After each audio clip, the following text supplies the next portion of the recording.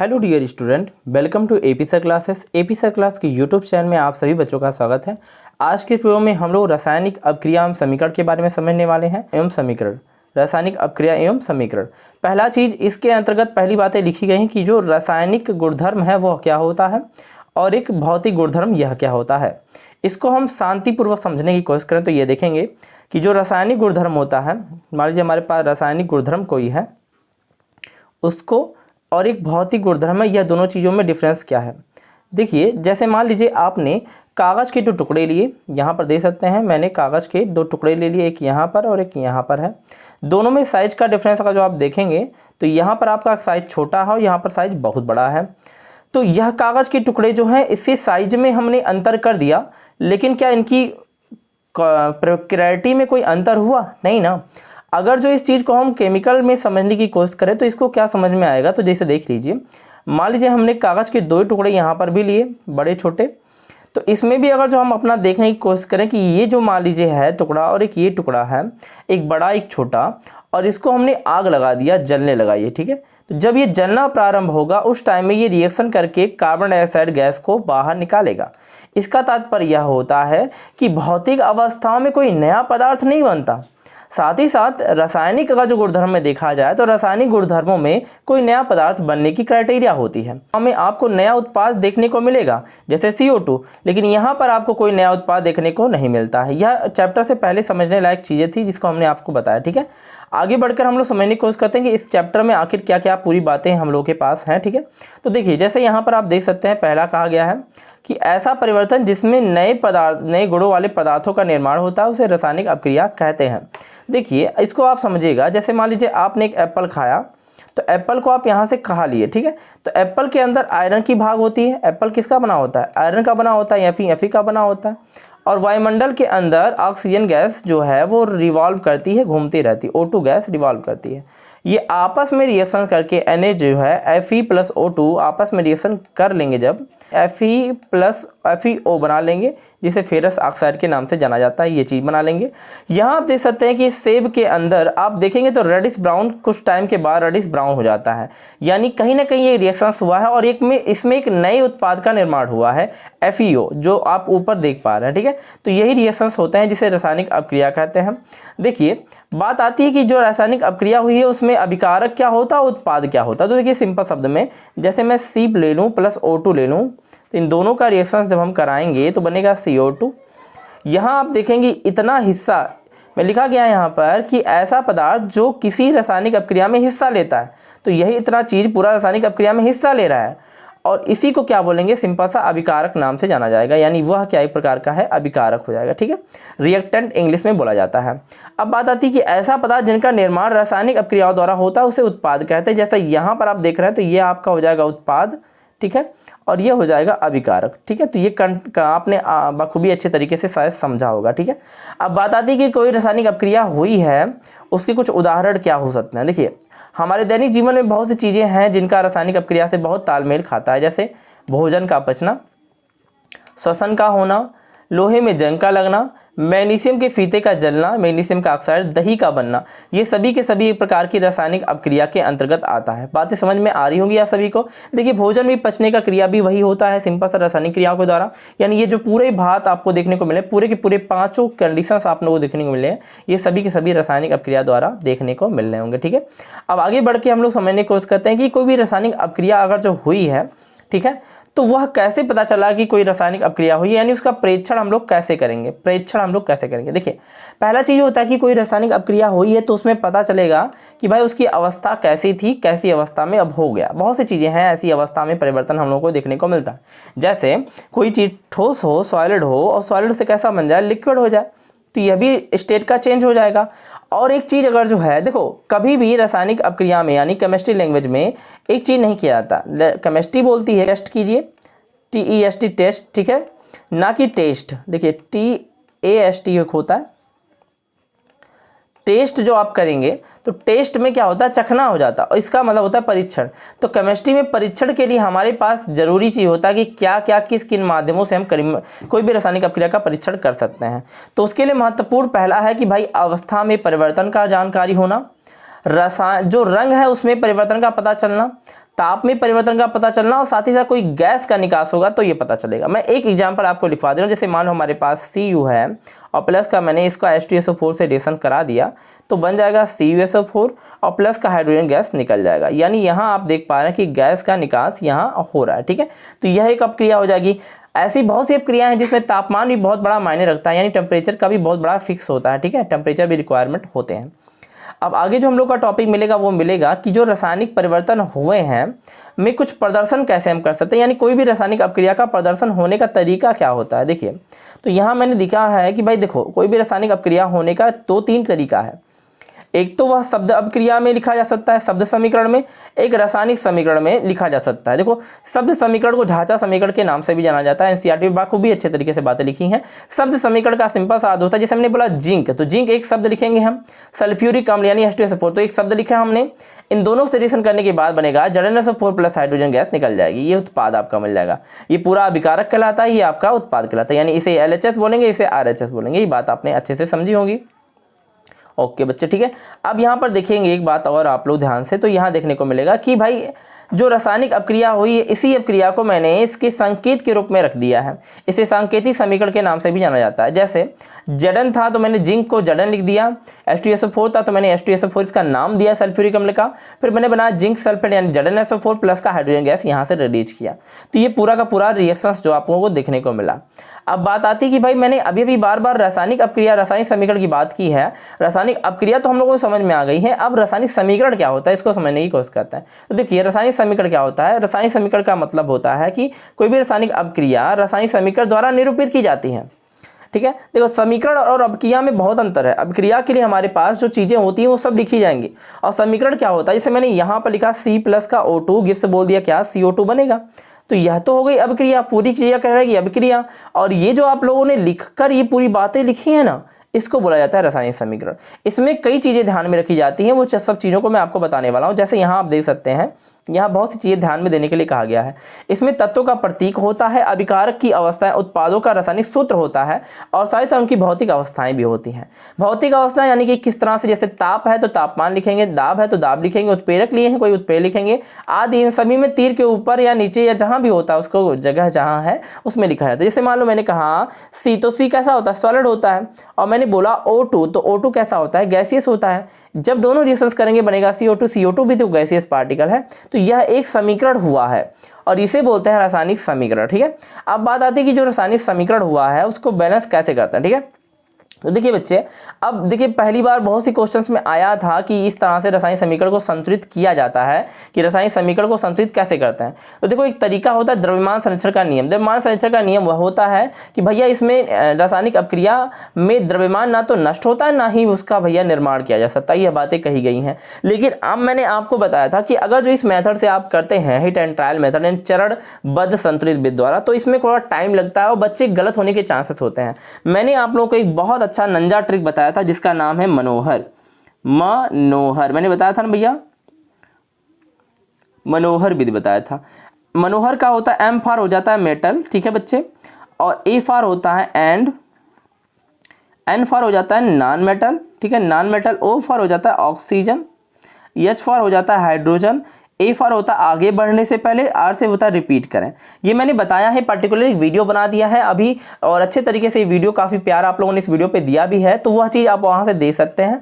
तो पहले क्या होता है, मेटल बैलेंस करेंगे, फिर नॉन मेटल, फिर उसके बाद ऑक्सीजन, फिर हाइड्रोजन, उसके बाद फिर से हम चेक करेंगे कि हमारा मेटल बैलेंस हुआ कि नहीं हुआ। ये पूरी बातें हम लोग कन्फर्म करेंगे, तब जाकर हमारा रिएक्शन जो होता है वो बैलेंस होता है। चलिए मैं आपको एक करके दिखाता हूँ रिएक्शन कैसे हो रहा है। तो देखो जैसे मैंने कहा कि भैया Fe है और प्लस का ऑक्सीजन से मैंने रिएक्शंस करा दिया। मैंने कहा बनेगा क्या, तो भाई बोला मैंने Fe2O3, मैंने ये बना दिया Fe2O3। तो इसमें क्या होता है, पहले फर्स्ट ऑफ ऑल हम लोग करेंगे क्या, कोशिश करेंगे कि यहाँ मेटल कौन है ये जाने। तो यार Fe is the metal, Fe एक मेटल है। यहाँ Fe कितना है, 2 है, यहाँ Fe 1 है, तो यहाँ पर लगा देंगे इसके सामने 2, ठीक है। आपको देखने को समझ में आ रहा होगा, यहाँ मैंने Fe के सामने 2 लगा दिया। अब Fe तो बैलेंस हो गया। मैंने बोला मनोहर विधि में पहले मेटल बैलेंस होता है, उसके बाद नॉन मेटल कोई दिख ही ना रहा, उसके बाद ऑक्सीजन होता है। तो ऑक्सीजन यहाँ कितना है, 2 है, यहाँ ऑक्सीजन कितना है, 3 है। तो यहाँ बैलेंस करने के लिए हम एक रेशियो लेंगे, तो यहाँ पे लगा दिया मैंने 2। क्यों लगाया, क्योंकि मैं यहाँ अभी 1 करके लगाया था तो ये क्रिया नहीं दिख रही थी, तो यहाँ मैंने 2 कर दिया। जैसे ही मैंने यहाँ 2 किया तो Fe का देखो 2 किया यहाँ पर, तो यहाँ कितना हो गया, 2 3 6, तो यहाँ मैंने लगा दिया 3 ऑक्सीजन यहाँ हो गया। और यहाँ Fe का वैल्यू कितना हो जाता है, 2 दूना 4 है। तो यहाँ जो अभी हम लोगों ने अभी मैं इरेज कर दे रहा हूँ, ये चीज़ें पूरा इरेज कर दे रहा हूँ, ठीक है। अभी हम लोगों ने जो यहाँ पर Fe की वैल्यू ली है 2, अब उसको हटाकर कितना कर देंगे, अब उसको हटा करके हम लोग सिंपल सा कर देंगे 4। कैसे करेंगे 4, क्योंकि यहाँ 2 दूनाएं 4 होता है। ये हमारा संतुलित समीकरण मिलता है देखने को, और ये पूरी की पूरी समीकरण क्या हो गई, संतुलित हो गई, ठीक है। आई होप ये बातें आप लोगों ने अच्छे से समझी होंगी, ठीक है। तो यह विधि है, ये पूरी बातें लगातार कई तरीके से लिखी गई हैं, तो मैं उसको ज़्यादा फोकस नहीं करता। हाँ, ये चीज़ है कि लास्ट में जब हम कोई अपक्रिया करते हैं तो अपक्रिया में ये ध्यान देने वाली बातें हैं कि जहाँ ठोस होगा वहाँ ठोस लिखिएगा, जहाँ लिक्विड होगा वहाँ लिक्विड लिखिए, जहाँ गैस होगा जहाँ गैस लिखिएगा, जहाँ जलीय विलयन होगा वहाँ जलीय विलयन जरूर लिखिएगा। जलीय विलयन के लिए एक्वस यूज किया जाता है, ठीक है, यहाँ पर। और ये रिएक्शन देखिए बैलेंस करके यहाँ दिया हुआ है, ये सब रिएक्शन जो हमने बताया आपको यहाँ बैलेंस करके दिखाया गया, ठीक है। तो यह बात आपको बताई गई है, ठीक है। अब बात आती है कि नए पावदान पे पहुंचेंगे और इसको देखने की कोशिश करेंगे कि ये बातें क्या कही है। तो इसमें देख सकते हैं आप, पहला आप लोगों का टॉपिक है कि भाई रासायनिक अपक्रियाओं के प्रकार क्या होता है। तो पहला अपक्रिया होता है संयोजन अपक्रिया। देखो संयोजन अपक्रिया को एडिशन रिएक्शन, योगात्मक अपक्रिया, कोई 3-4 नाम से जाना जाता है। इसमें मैं आपको सिंपल शब्दों में कहूँ तो यहाँ आप डिफिनेशन दे सकते हैं कि इस अभिकारक में 2 या 2 से अधिक अभिकारक मिलकर के एकल उत्पाद का निर्माण करते हैं। सिंपल हो सकते हो कि ऐसी अपक्रिया जिसमें 2 या 2 से अधिक अभिकारक मिलकर के एकल उत्पाद का निर्माण करते हैं, उसी को क्या बोलते हैं भैया, संयोजन या एडिशन रिएक्शंस बोला जाता है। ये बात आप अच्छे से जान चुके हो, ठीक है। ओके बच्चे, अब यहाँ रिएक्शंस मैंने 3-4 दे दिए, यहाँ इस रिएक्शंस को आप दे सकते हैं। जैसे मैंने कहा कोयले का दहन, तो कोयला यानी सॉलिड होता है, उसका ऑक्सीजन के प्रेजेंस में दहन करोगे CO2 गैस, जो कि बार मैंने अभी बताई है, निकलता है। जल का निर्माण अगर जो देखोगे तो H2 प्लस का O2 गिव्स मिलकर H2O बन रहा है। ये तीर है बीच में, ठीक है, ये H2O मिलकर के बन रहा है, ठीक है। तो आप समझ सकते हो इस चीज़ को। मान लीजिए हमारे पास CaO है, ठीक है, बिना बुझा चुना, उसको हमने जल में डाला तो CaOH का होल टॉयल बनेगा, जिसे बुझा चुना कहते हैं। यह भी एक प्रकार का क्या है भैया, एडिशन रिएक्शन ही है, यानी संयोजन अपक्रिया ही है, संकलन अपक्रिया के नाम से जाना जाता है। देखिए संकलन अपक्रिया में एक चीज़ और आएगा, ऊष्माक्षेपी ऊष्माशोथी। इसके बारे में पर्टिकुलर वीडियो कई बन चुके हैं, लेकिन अब 1 शॉट वीडियो बनाना है तो इसमें पूरी बातें हम लोग क्लियर करेंगे अच्छे तरीके से। देखिए भाई, ऊष्माक्षेपी अपक्रिया यानी जिन अपक्रियाओं में उत्पाद के निर्माण के साथ साथ ऊष्मा का भी उत्सर्जन होता है, उसी को बोलते हैं ऊष्माक्षेपी अपक्रिया। यानी सिंपल सा, क्षेपी यानी कि बाहर निकालना, तो ऐसी अपक्रिया जिसमें से ऊष्मा बाहर निकलती हो उसे बोलते हैं ऊष्माक्षेपी अपक्रिया। एंडोथर्मी रिएक्शंस, एंडोथर्मी यानी बाहर ऊष्मा का निकलना। यहाँ दिया गया एग्जाम्पल के रूप में प्राकृतिक गैस का दहन। प्राकृतिक गैस में CH4 आता है, मेथेन गैस, इसका ऑक्सीजन के प्रेजेंस में दहन करोगे CO2 प्लस H2O निकलेगा। साथ ही साथ कुछ ऊष्मा रिलीज होती है, इस बात को याद रखने की कोशिश कीजिएगा, ठीक है बच्चे। और देखो, जो हम सांस लेते हैं यानी श्वसन की क्रिया जो होती है, वह भी एक प्रकार की ऊष्माक्षेपी अपक्रिया है। देखो हमारे शरीर के अंदर जो भोजन की मात्रा जो संचित होती है वह कहीं ना कहीं ग्लूकोज के रूप में होती है, और ग्लूकोज जो है ऑक्सीजन के प्रेजेंस में, यानी ऑक्सीजन हम लोग सांस लेते हैं उससे मिलकर के CO2 और H2O में कन्वर्ट हो जाता है। साथ ही साथ जब हम लोग भाप लेते हैं ठंडी के मौसम में, आपको देखो भाप देखता हुआ दिखेगा, तो उसमें जल के अंश भी निकलते हैं और साथ ही साथ ऊष्मा भी निकलती है। तो ये चीज़ें आप लोगों को देखने को मिलेगी यहाँ पर। तो यहाँ हमने 2-3 अपक्रिया अच्छे तरीके से समझ लिया, ठीक है। अब बात आती है कि भैया वियोजन अपक्रिया क्या होता है, यानी कि ये अपघटन अपक्रिया, वियोजन अपक्रिया क्या होता है। देखो वियोजन कई प्रकार के वियोजन होते हैं। वियोजन का सिंपल सा अर्थ होता है टूटना।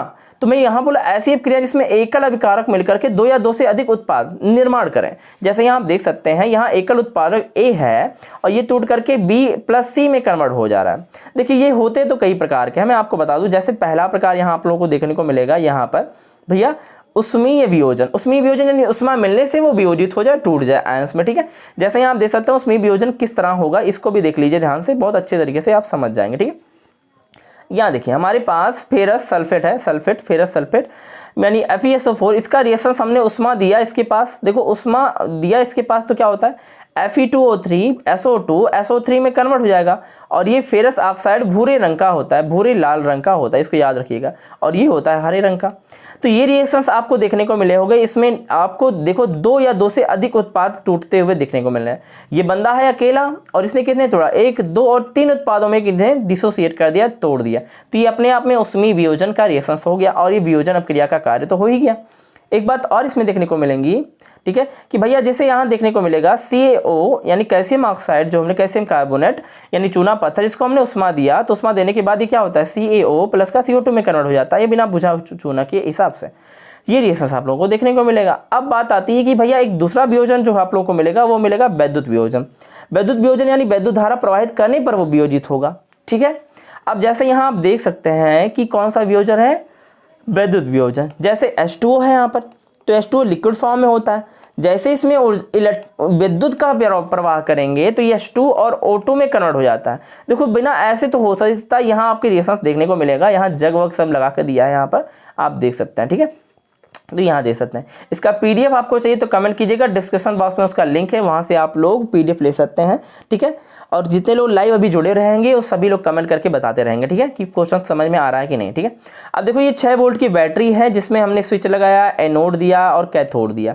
तो यानी कि ये एक चार्ज आला पार्टिकल यहाँ एनोड मिल गया, यहाँ कैथोड मिल गया, ये जल है। और यहाँ मैंने ग्रेफाइट डाल दिया, यहाँ पर मैंने कोई भी पार्ट हाइड्रोजन गैस यहाँ से दिखती हुई निकलेगी, यानी कैथोड से क्या निकल जाएगा, हाइड्रोजन गैस निकलेगी यहाँ से और यहाँ से क्या मिलेगा, प्रणाली से ऑक्सीजन गैस निकल के आती है, यानी एनोड से ऑक्सीजन गैस निकलती है, कैथोड से हाइड्रोजन गैस निकलती है। तो ये रिएक्शन इसमें देखने को मिलता है। ये वियोजन वैद्युत वियोजन, भाई बिना इलेक्ट्रॉन यहाँ से ना दिया होता हमने तो क्या ये वियोजित होते, नहीं ना।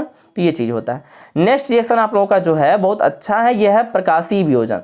देखिए प्रकाशीय वियोजन जो होता है वो सूर्य के प्रकाश पर उपस्थित में होने पर यह वियोजित होता है। देखो बिना सूर्य के प्रकाश के वियोजित नहीं होगा।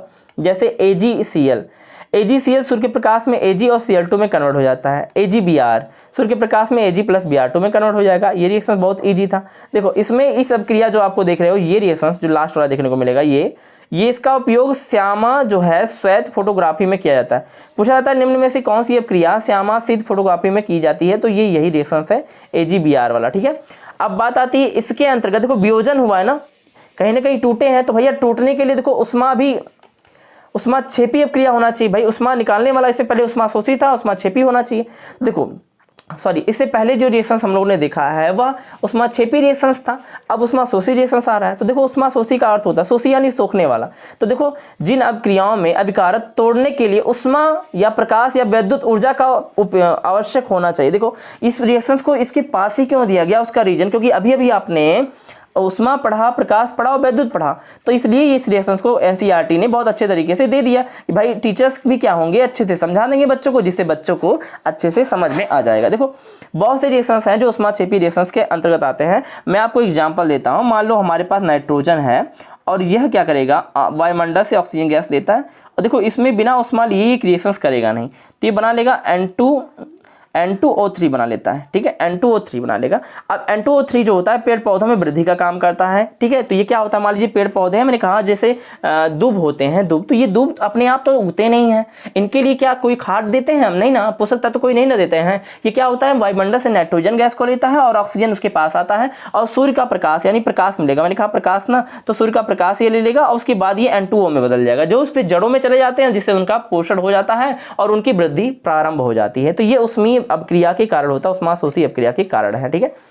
अब फिर आता है बात की भाई विस्थापन अभिक्रिया क्या होता है। देखो विस्थापन अभिक्रिया सिंपल समझो, इस अभिक्रिया में अभिकारक जो है अधिक अभिक्रियाशील तत्व कम अभिक्रियाशील तत्वों को उसमें से विस्थापित कर देता है। देखो इसके लिए जब आप सेकंड चैप्टर पढ़ेंगे तो उसमें आपको मैं सीरीज बताऊंगा, ठीक है, देखिए उसमें एक सीरीज बताऊंगा, उसमें आप दे सकते हैं। मैं आपको उस सीरीज का थोड़ा सा जिक्र भी कर दे रहा हूँ। मैंने कहा था कसने का मांगे अली, ठीक है, ऐसे करके था, यानी इसमें से सबसे ज़्यादा रिएक्टिविटी वाले मेटल्स हैं। सेकंड चैप्टर में आप इस चीज़ को देखोगे जी, ये बहुत रिएक्टिव है, इससे ये इसको रिप्लेस कर सकता है, बट ये इसको रिप्लेस नहीं कर सकता, ठीक है।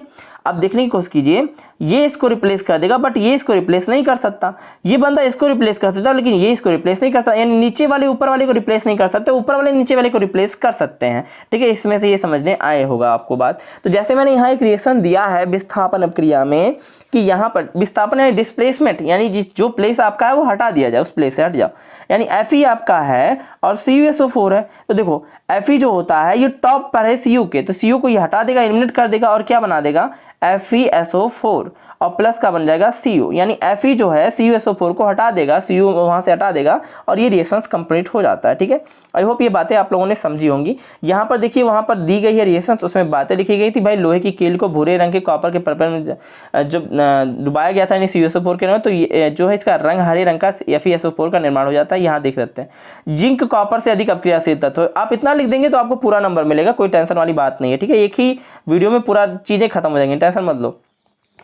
अब बात आती है कि द्विविस्थापन अभिक्रिया क्या होता है। देखो डबल डिस्प्लेसमेंट रिएक्शंस क्या होता है, सिंपल सा होता है, इन अभिक्रियाओं में उत्पादों का निर्माण दो या दो से अधिक आयनों के आदान प्रदान से होता है, बिना आयन के एक्सचेंज से होगा ही नहीं रिएक्शंस। कैसे, देखो यहाँ पर समझोगे, कहोगे सर क्या बता रहे हैं, देखो यहाँ पर अच्छे से समझ जाओगे। जैसे हमारे पास Na2SO4 है, देखो ये मिस्टेक हो गया रेशंस, इसको आप ध्यान ना दीजिएगा, हम रेशंस दे रहे हैं।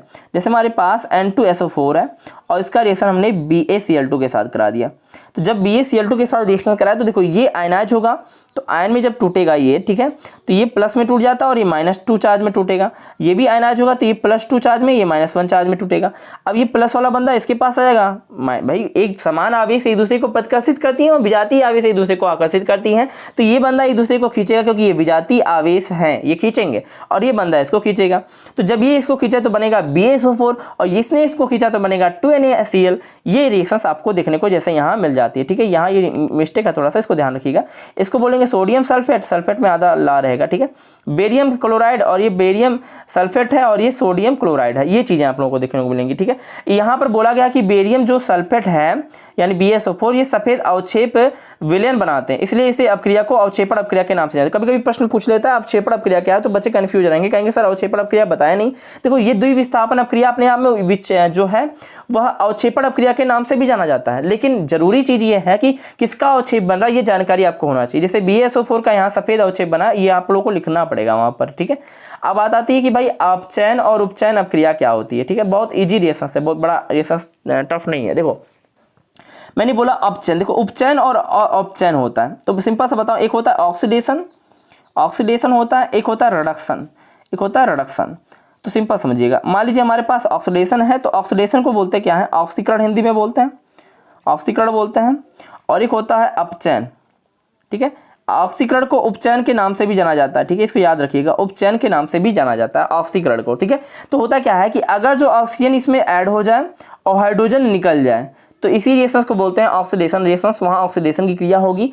और ये तो हो गई पूरी पुरानी बातें, पुरानी बातों के हिसाब से चलता है, लेकिन न्यू बातें ये कहती है किसी भी एटम्स के अंदर से इलेक्ट्रॉन डिस्प्लेस हो जाए यानी इलेक्ट्रॉन निकल जाए तो उसका ऑक्सीडेशन होता है। फॉर एग्जाम्पल मान लीजिए हमारे पास Na है, Na का एटॉमिक नंबर 11 होता है और Na क्या बनाता है, Na+ बनाएगा और एक इलेक्ट्रॉन से रिमूव कर देगा, यानी यहाँ इलेक्ट्रॉन का निकास हुआ, तो यहाँ हम बोल सकते हैं क्या इसका हुआ, ऑक्सीडेशन हुआ, ठीक है। यहाँ हम आराम से बोल सकते हैं कि इसका क्या हो गया, ऑक्सीडेशन हो गया, ठीक है।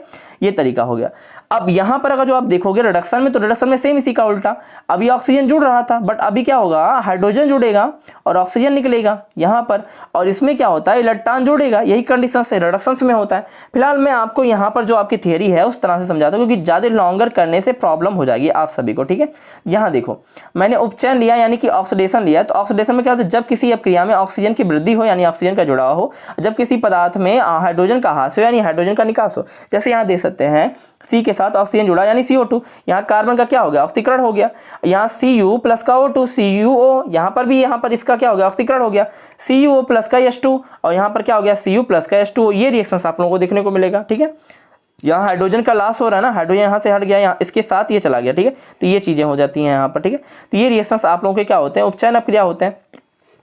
अब बताती है अपचयन अपक्रिया क्या होता है। देखो अपचयन अपक्रिया बोलते हैं जब किसी पदार्थ के अंदर से ऑक्सीजन का ह्रास हो और हाइड्रोजन की वृद्धि हो, जैसा मैंने अभी अभी आपको बताया रिडक्शन में। तो यहाँ देखो अब ये रिएक्शंस मैंने जो दिया है, इस रिएक्शंस को आप देख सकते हो, मैं आपको एकदम अच्छे से समझा रहा हूँ। मान लो हमारे पास CuO है और प्लस का मैंने H2 से रिएक्शंस कराया, H2 से, ठीक है। तो यहाँ रिएक्शंस करने पर Cu प्लस का H2O बनेगा, ये बात आपको कंफर्म पता है। यहाँ Cu पे +2 चार्ज होगा, यहाँ Cu पे आपका +2 चार्ज मिलेगा, यहाँ ऑक्सीजन पे -2 चार्ज, यहाँ 0 हो जाएगा, और यहाँ इसके पास 0 चार्ज, इसका +1, इसका -2 हो जाएगा। अब आप देखोगे तो Cu क्या हो गया, Cu का Cu +2 बन रहा है और यहाँ हाइड्रोजन क्या हो रहा है, इसके साथ चेंज हो रहा है। अब देखो +2 से ये 0 हो गया, कमी हो रही है, तो कमी होना यानी रिडक्शन होना, ठीक है। और यहाँ ऑक्सीडेशन होगा, क्यों ऑक्सीडेशन हो, क्योंकि यहाँ पर क्या हो रहा है, वृद्धि हो रही है। तो ये दोनों क्रियाएं आप लोगों को ऊपर देखनी है। ऑक्सीडेशन को बोलते हैं उपचयन, इसको याद रखने की कोशिश कीजिएगा। मान लीजिए एग्जाम में आपको दे रहा है तो आप कहीं ना कहीं आप कन्फ्यूज मत होइएगा, आराम से समझने की कोशिश कीजिएगा। अब बात आती है कि ऐसी क्रिया जिसमें कॉपर ऑक्साइड में कॉपर अपचयित हो रहा है और हाइड्रोजन उपचयित हो रहा है। देखो जिसका ऑक्सीडेशन होता है वो रिड्यूसिंग एजेंट कहलाता है और जिसका अपचयन होता है वो ऑक्सीडाइजिंग एजेंट कहलाता है। इसको याद रखिएगा। इस सब क्रिया में उपचयन जो है और अपचयन दोनों एक साथ होती है, उसी रेडॉक्स अपक्रिया कहते हैं। बोलते हैं रेडॉक्स अपक्रिया कैसे बोलते हैं, यानी रेडॉक्स रिएक्शंस क्या होता है, तो रेडॉक्स रिएक्शन सिंपल सा होता है भैया, रिडक्शन का रिडक्शन होता है, एक ऑक्सीडेशन होता है। रिडक्शन का रेड ले लो, ऑक्सीडेशन का ऑक्स ले लो, बन जाएगा रेडॉक्स। ठीक है, मैंने इस पर पर्टिकुलर एक वीडियो बना दिया है सेपरेट, आप देखना चाहते हो वहाँ से देख सकते हो, पर्टिकुलर वीडियो वहाँ पर है, आप डालोगे रेडॉक्स रिएक्शन बाय एपी से क्लासेस आपको वहाँ देखने को मिल जाएगा। अब बात आती है कि जो अपक्रिया हम लोगों ने कर ली है उसमें दैनिक जीवन में उसका उपचयन यानी अपक्रिया का क्या प्रभाव होता है, यानी ऑक्सीडेशन का दैनिक जीवन में क्या प्रभाव है, इसको हम समझेंगे। तो इसमें पहला प्रभाव आप लोगों को देखने को मिलेगा संक्षारण। संक्षारण को बोलते हैं कोरेशन। तो देखो, जब कोई धातु आर्द्रता या नमी या अम्ल के संपर्क में आता है, जिसमें धातु की ऊपरी परत में कुछ कमजोरी हो जाती है, संक्षारित हो जाते हैं। ठीक है, जैसे आप लोहे में देखोगे तो लोहे में जंग लगता है, चांदी के ऊपर काली परत लग जाती है, मम्मी को पायल पहनते हुए देखे होंगे, धीरे धीरे क्या होती है, काली हो जाती है वो। ठीक है, तांबे के ऊपरी परत में आपने देखो हरी हरी परत चढ़ जाती है, हरी हरी चीजें चढ़ जाती हैं। ये सभी के सभी संक्षारण की क्रिया ही हुई है, लेकिन इसी संक्षारण की क्रिया को रोकने के लिए क्रिया की जाती है, इसे बोलते हैं यशद लेपन। तो यशद लेपन क्या होता है, देखो संक्षारण की क्रिया अगर जो हो गई है तो उसको बचाने का कोई उपाय तो होना चाहिए, तो उस उपाय को बोलते हैं यशद लेपन। देखो, यशद लेपन कई तरीका है, एक होता है वैद्युत लेपन और एक पेंट लगा करके इन सब चीज़ों से उसको बचाया जा सकता है। यशद लेपन की क्रिया उसे बोलते हैं जिसमें संक्षारण की क्रिया को रोका जा सके, उसे बोलते हैं यशद लेपन। तो ये बहुत ही अच्छा तरीका था जिससे आप अच्छे से बातें समझे होंगे।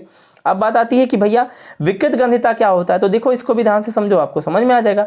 तो विकृत गंध का वो बोलता है रेसिडेंसी यानी विकृत गंधता। देखो, वसा युक्त या तेलीय खाद्य सामग्री वायु के संपर्क में आने पर उपचयित हो जाती है, यानी कि ऑक्सीडाइज हो जाते हैं, रेडाइज हो जाती है, ऑक्सीडाइज हो जाती है। तो ऑक्सीडाइज हो जाने पर इसका स्वाद बदल जाता है, यानी स्वाद और गंध दोनों बदल जाता है। इसी क्रिया को बोलते हैं विकृत गंधता। देखो, एक विकृत गंधता को दूर भी किया जा सकता है, बहुत तरीके दूर करने के लिए। जैसे मान लीजिए हमारे पास एक चिप्स है, चिप्स की पैकेट है, चिप्स के पैकेट में वो गैस भरी जाती है। देखो, नाइट्रोजन गैस को चिप्स के पैकेट में भर दिया जाता है, नाइट्रोजन गैस रिएक्शन करेगा नहीं, तो रिएक्शन जब करेगा नहीं उसके अंदर तो नमी प्रवाह नहीं होगी, कोई चीज प्रवाह ही नहीं होगी, तो वो खत्म जो है खराब नहीं होगा, वो प्रोडक्ट खराब नहीं होता है।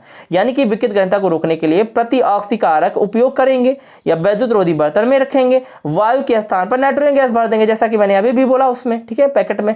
और उसकी बाध्यता द्वारा उसको भी रख सकते हैं, जैसे फ्रिज में भर के रख दें, तो ये भी आपको देखने को मिलेगा। ठीक है, तो ये पूरी बातें हम लोगों ने समझ बताया आपको, ये वन शॉट वीडियो में मैंने पूरी बातें क्लियर कर दी। इसके अलावा आपके उस चैप्टर में पूरी चीजें कुछ भी नहीं है, इतना आपने तैयार कर लिया एक ही वीडियो में, बस उसके बाद पूरा चैप्टर खत्म है। तो आई होप आपको ये वीडियो अच्छा लगा होगा। वीडियो कैसा लगा कमेंट करके जरूर बताइएगा, और अगर जो चैनल पे नए हैं तो चैनल को जरूर सब्सक्राइब कीजिएगा, बेल आइकन को हिट कीजिएगा, जिससे आने वाली वीडियोज की नोटिफिकेशन मिल सके। और साथ ही बच्चों के साथ शेयर कीजिए, जो बच्चे क्लास नहीं ले पा रहे हो क्लास ले सके, और पूरा का पूरा जो भी वीडियो आपको मिलेगा वन शॉट वीडियो मिलेगा, जिसमें पूरे के पूरे सेक्शन को खत्म किया जाएगा। तब तक के लिए धन्यवाद, जय हिंद।